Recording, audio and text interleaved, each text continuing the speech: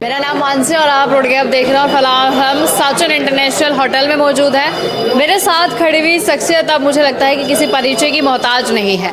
इन सब के बारे में अब हम सब बखूबी जानते हैं कि इन्होंने जो अचीवमेंट जो इन्होंने हासिल किया है वो कहीं ना कहीं अपने आप में और हमारे क्षेत्र को गौरवान्वित करता है। मैं आपको बता दूं कि मेरे साथ सूबेदार जाबाज अंकुर रावत जी मौजूद हैं, जिन्होंने माउंट एवरेस्ट पर 2 बार तिरंगा लहराया है। सबसे पहले तो मुझे ये बताइए कि आपका सफ़र कैसा रहा, क्योंकि इतने चैलेंजेस क्रॉस करने के बाद आप माउंट एवरेस्ट पर तिरंगा फहरा देते हैं, वो भी 2 बार। तो इस बार का एक्सपीरियंस पहली जर्नी से थोड़ा कैसा अलग था?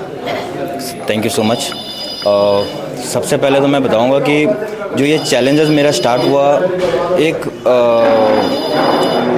ऑर्गेनाइजेशन से।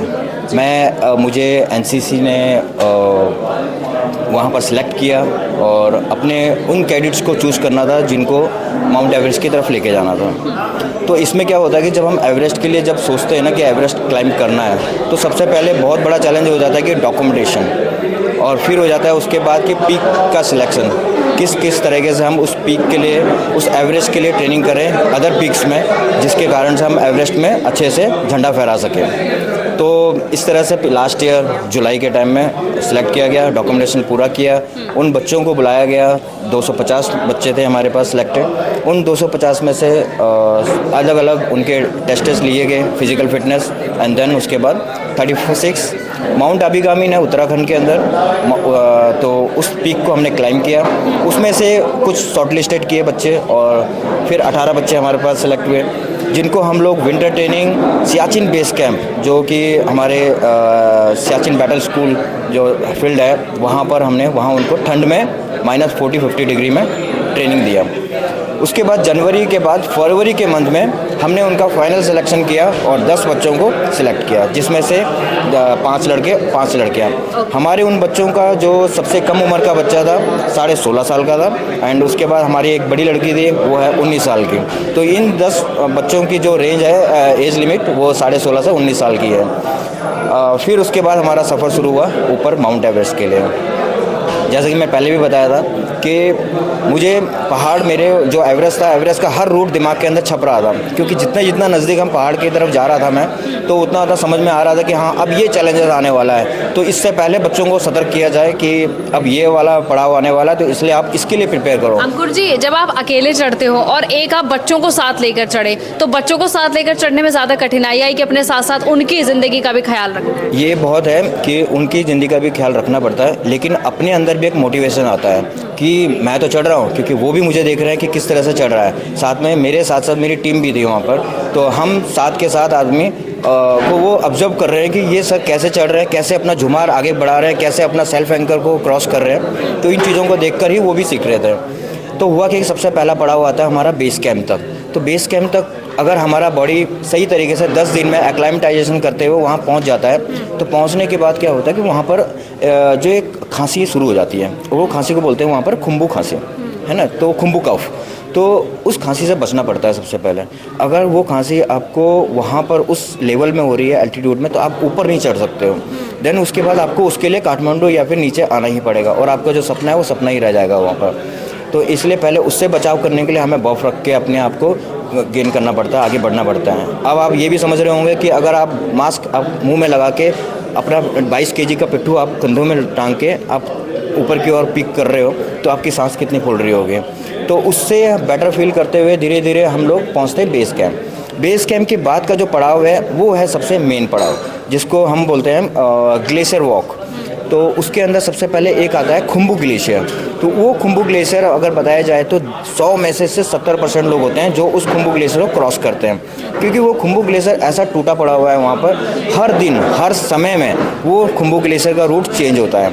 अगर मैं आज के दिन इस रूट से गया हूँ, तो जब मैं वापस आ रहा हूँ तो मैं दूसरे रूट से आ रहा हूँ। तो ये वहाँ चैलेंज है। बड़े बड़े क्रवासेस है वहाँ पर, बड़े बड़े लैडर्स, 9 फीट के लैडर्स हमको 3-3 बार अटैच करके देन उसके बाद लगाना पड़ता है। अंकुर जी, कितने समय में आपकी यात्रा जो है सफल हुई? ये पूरा 60 दिन का प्रोग्राम था हमारा, जो भी प्लान था हमारा, और 40 डेज़ हम लोगों ने बेस कैंप में गुजारे। वहाँ पर हमने अपने आप को एक्लामेटाइजेशन किया, एंड देन अदर पीक्स, वहाँ माउंट लोबुचे है, काला पत्थर है, हायर पमोरी कैंप है, तो वहाँ पर जाके हमने अच्छे जगह में 6000-7000 में अपने आप को एक्लामेटाइजेशन किया। देन जैसे ही हमारे पास एक फाइनल विंडो मिलता है कि जैसे हमारे जो शेरपा होते हैं वहाँ पर वो माउंट एवरेस्ट में अपना रो फिक्सिंग कर लेते हैं, तो हमारे को एक मौका मिल जाता है कि अब जो भी विंडो ओपन होगा, विंडो मीन्स मौसम जैसे ही साफ़ होगा 4-5 दिन का, तो उसके बाद आप क्लाइम करेंगे। तो हम लोग 11 तारीख से वेट कर रहे थे कि अब मौसम साफ़ होगा 4 दिन के लिए, तो फाइनली 15 तारीख को हमारे को मौका मिल गया कि 15 से 19 तारीख तक आपका मौसम साफ़ है। उस बीच में आपने क्लाइम कर, जानकारी आपको कौन देता है कि मौसम साफ रहने वाला है, या फिर कुछ जो क्लाइमेट चेंजेस हैं वो होंगे? हाँ, तो हमारे पास बेस कैंप मैनेजर्स होते हैं, वहाँ से फिर हम कोऑर्डिनेट करते हैं इंडियन मेट्रोलॉजिकल डिपार्टमेंट जो हमारी दिल्ली में है, तो और साथ ही साथ हम अदर कंट्रीज़ के जो वहाँ बेस कैंप मैनेजर हमारी एजेंसी है वो भी हमें बताती रहती है, इंटीमेट करती है कि अब मौसम ये है। तो पहाड़ में क्या है कि मौसम का ख्याल ज़रूर रखना है, क्योंकि मौसम के बगैर हम कुछ नहीं कर सकते। और अगर अंकुर जी कनेक्शन बीच में डिपार्टमेंट का टूट जाता है देन फिर क्या कुछ ऑप्शन रहता है? क्योंकि अगर कनेक्शन टूट जाएगा तो प्रॉब्लम हो जाएगी। नहीं, वहाँ पर एक बताना चाहूँगा कि जो बेस कैंप है वो बेस कैंप एक ग्लोबल विलेज बन जाता है 2 महीने के लिए। वहाँ पर अलग अलग कंट्रीज से हर एक कोने से एक ऐसा क्लाइंबर आता है जो माउंट एवरेस्ट को चढ़ना चाहता है, तो अलग अलग एजेंसीज होती हैं, अलग अलग कंट्रीज से लोग आते हैं, अमेरिका से अलग अलग, तो उनके सबके मेट्रोलॉजिकल डिपार्टमेंट होते हैं, तो हम सबको कंबाइन करके देखते हैं। तो एक एजेंसी होती है हमारे पास, जैसे हमने 7 समिट्स को हमने इस बार हायर किया था, तो वो हर समय ये मेट्रोलॉजिकल डिपार्टमेंट काठमांडू से बेस कैंप को बताती है, बेस कैंप से फिर हमें इन्फो होता है, तो उस हिसाब से हम क्लाइम करते हैं। अंकुर जी, आपने तिरंगा वहाँ पर लहराया, उसके बाद आप वापस यहाँ पर आए, उसके बाद आपको सम्मानित किया जा रहा है, कैसा मतलब महसूस होता है? कितनी जर्नी आपने स्ट्रगल भरी जर्नी की और उसके बाद आप यहाँ पर खड़े, कैसा महसूस करते हैं? ये वैसा ही महसूस है जैसे कि हम एग्ज़ाम के लिए प्रिपेयरिंग करते हैं 1 साल का, और उसके बाद जब हम एग्ज़ाम लिख लेते हैं, देन उसके बाद जब पास होते हैं ना, तो पास होने की जो खुशी होती है ना, तो वो चीज़ है, और क्लास में फर्स्ट आने की वाली खुशी होती है। तो ये वैसा ही है मेरे लिए, क्योंकि जो स्ट्रगल क्योंकि ये एक ऐसा गेम है ना, वहाँ लाइव नहीं होता, क्योंकि हर आदमी को अगर पहाड़ के बारे में समझना है तो वो उस जगह में जाके हर एक स्टेप्स के बारे में देखे कि एक एक स्टेप में कितनी सांस बोलती है, और वहाँ तो 8848 है। एक क्वेश्चन और मेरे मन में बार बार आ रहा है अंकुर जी, जब बीच में कभी कभी ऐसा होता है कि वैसे तो थोड़ा पूरा हमारा बॉडी टेम्परेचर चेंज हो जाता है, सब कुछ चेंज हो जाता है, जब खाने पीने का थोड़ा रहता होगा, कुछ क्रेविंग्स टाइप होती है, फिर खाने पीने का कैसे होता है?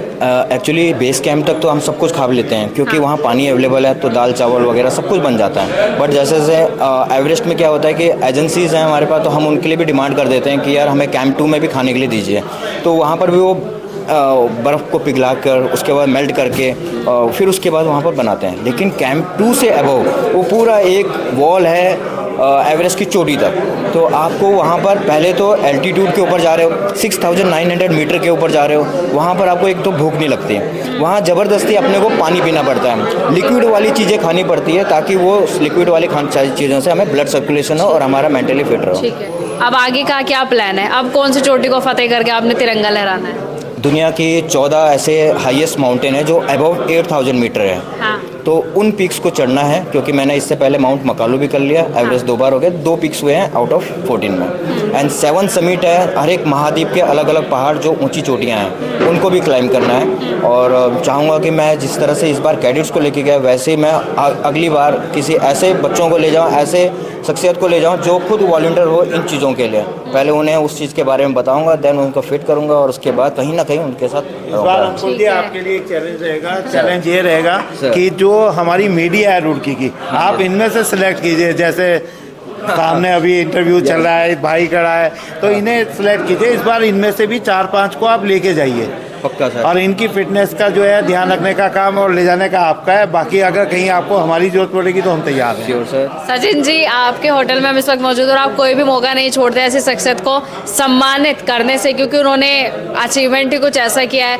तो इस पर क्या कहना चाहेंगे? देखिए, अंकुर रावत जी ने जो काम किया है वो वाकई सराहनीय है, बहुत गौरवपूर्ण है, क्योंकि रुड़की का ये गौरव में हमेशा इतिहास रहा है कि यहाँ से कुछ ना कुछ चीज़ें नहीं निकलती आई हैं, और क्योंकि इंडियन आर्मी से सुविधा रैंक पर हैं, तो मैं तो इस बात को भली भांति समझ सकता हूँ, क्योंकि 27 साल से आर्मी के साथ मैं भी जुड़ा हुआ हूँ, बहुत अच्छी तरह रूटीन में है मेरे।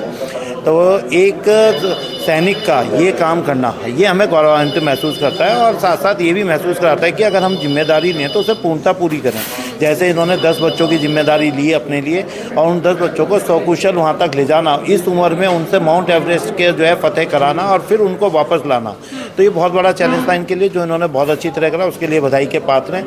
और हम उम्मीद करते हैं कि शहर में से अब ये कुछ लोगों को सिलेक्ट करेंगे, कुछ अच्छे लोगों को लेकर जाएंगे जिनकी फिटनेस जो है ऐसी हो जो माउंट एवरेस्ट वो कर सकते हो, तो उसके लिए भी मैं इन्हें आने वाले समय के लिए बहुत आप बहुत नहीं सोचते, आप भी कहिए कि मैं भी जाना चाहता हूँ, आपका मन नहीं है जाने? देखिए, मेरा जाने का मन जो माउंट एवरेस्ट का है वो हम इन्हें देखकर पूरा कर लेंगे क्योंकि उसके लिए जो आपको सहन शक्ति चाहिए, जो आपकी मतलब एक तरीके से कमिटमेंट चाहिए, उस कमिटमेंट के लिए आपको 35 to 40 इयर्स के आसपास का होना ज़रूरी है, ना कि 50 इयर्स के उसमें आगे आपको सोचना चाहिए। ठीक है, थैंक यू सचिन जी। मैं आपके थ्रू जैसे सचिन सर ने बोला, तो सबसे पहले तो सचिन सर का भी थैंक यू।